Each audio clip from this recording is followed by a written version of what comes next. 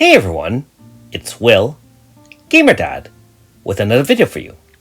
So in today's video, we're going to go over Kikyo AS as a 5-star, and I'll do a little bit of gameplay and let you know what I think about her.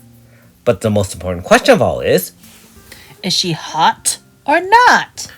Well, personally, I'm not into biker girls, but hey, she'd be hot for some people for sure.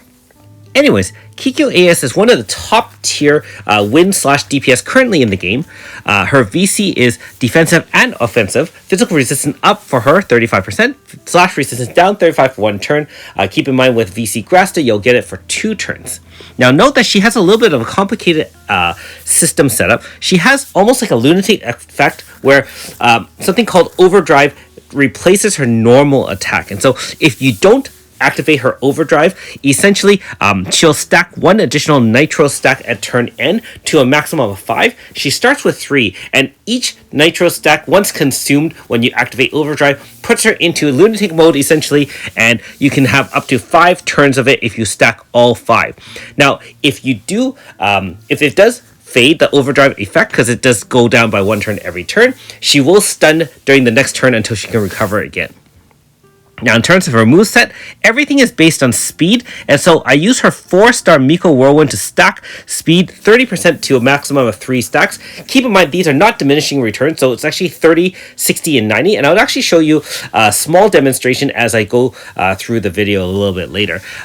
She does have some int down poison, she has some power down, and some other 4-star moves from her normal style Kikyo. However, you wouldn't be using it. I do think that the Miko Whirlwind is probably her best move, although, it's up to everyone how they want to set up their own units.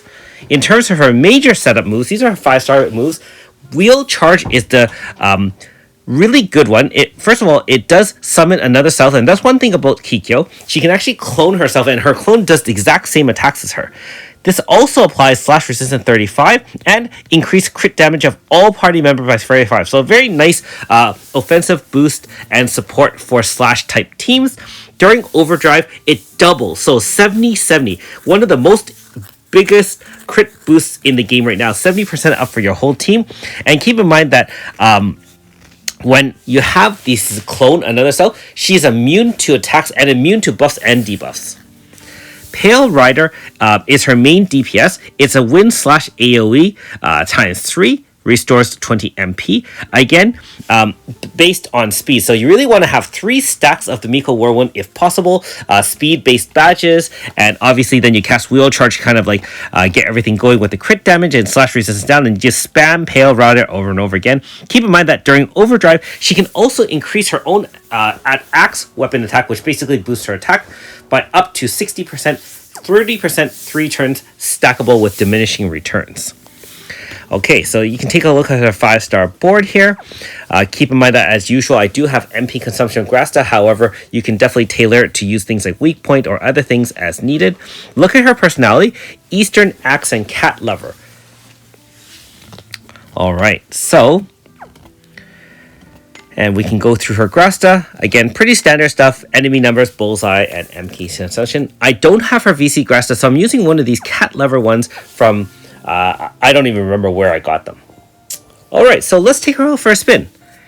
If you haven't already, make sure you like and subscribe to my channel. I really appreciate it. I also do have a Patreon account for those who want to support me this way.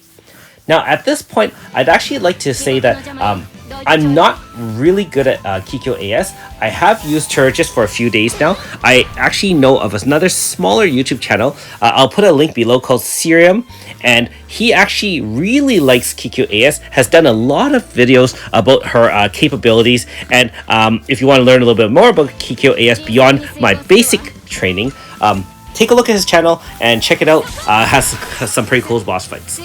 Alright, so clearly her AoEs can clear any weaker mobs. Don't forget that the overdrive is actually a 0 MP farming move too. So again, enemies weak to wind or slash, it is a 0 MP farming, just like some of the other newer units in the game. Very, very convenient for those relatively new to the game who need something to just kill everything without consuming MP as they go through the story or through dungeons.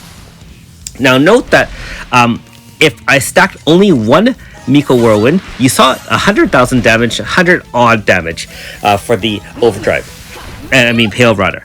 Note that when I did have a second stack of the Miko Whirlwind, you had 160,000 multiple hits, and so it doesn't scale directly. I don't really know how the speed scales, but all I know is if you get more stacks of Miko with more speed, you can clearly see there's going to be a massive difference in damage with her overdrive and then obviously her Pale Rider.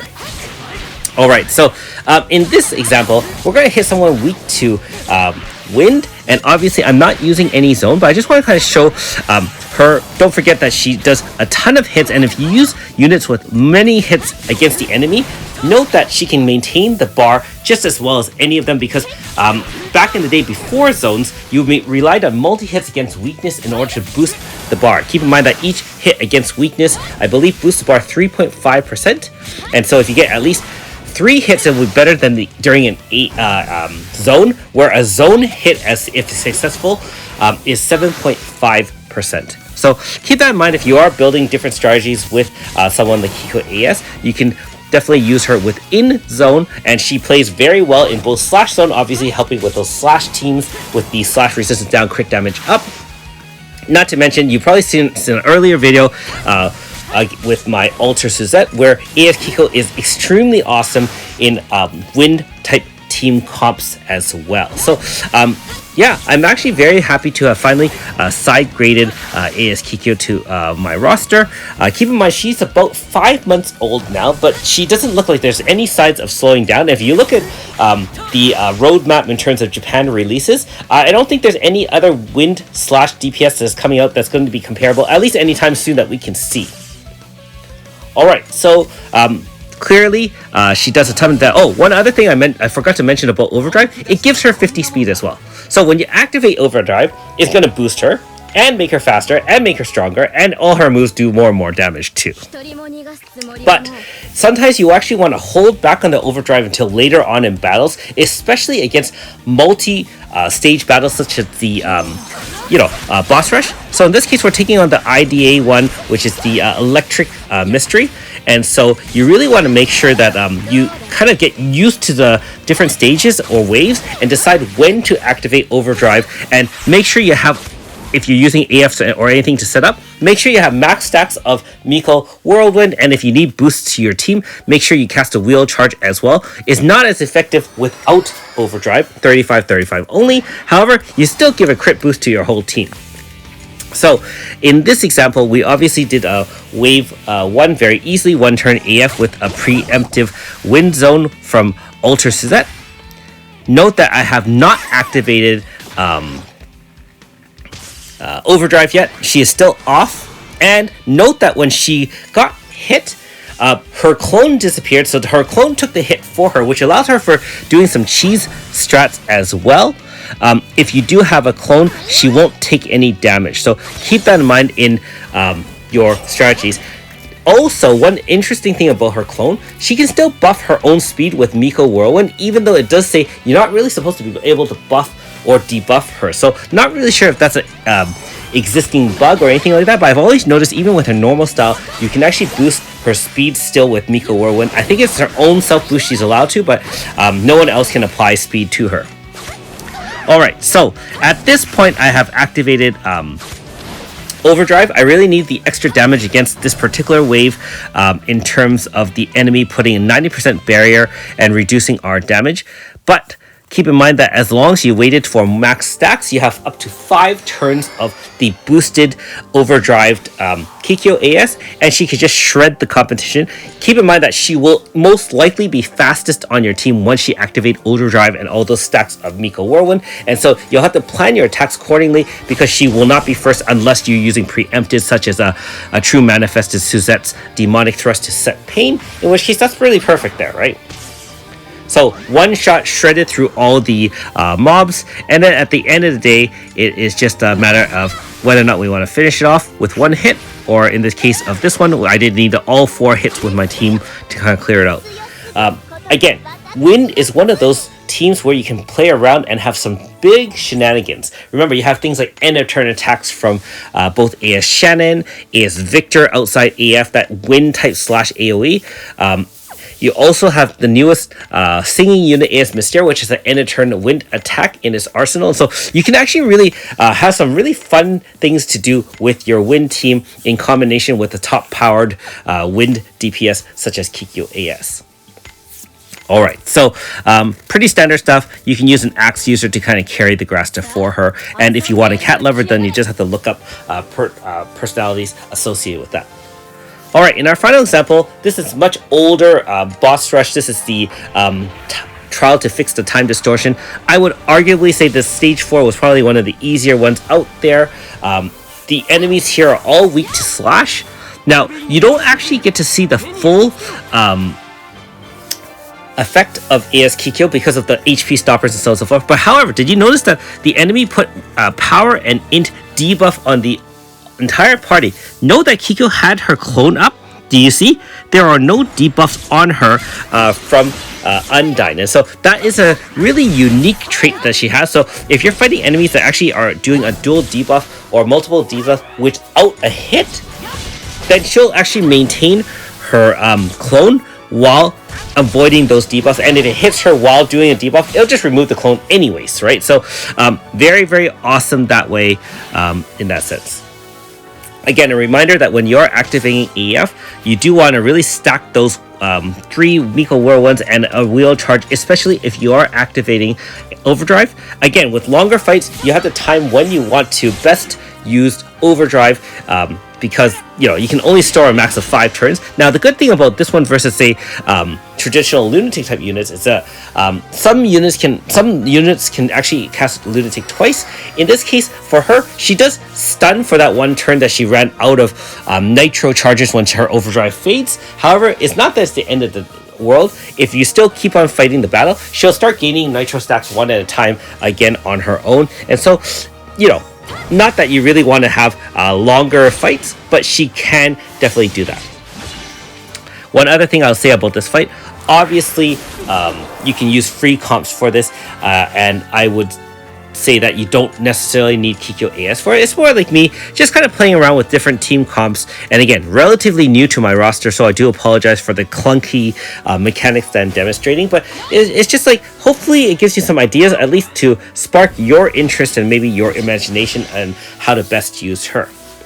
For myself, I am most likely going to use her mainly on a wind DPS team.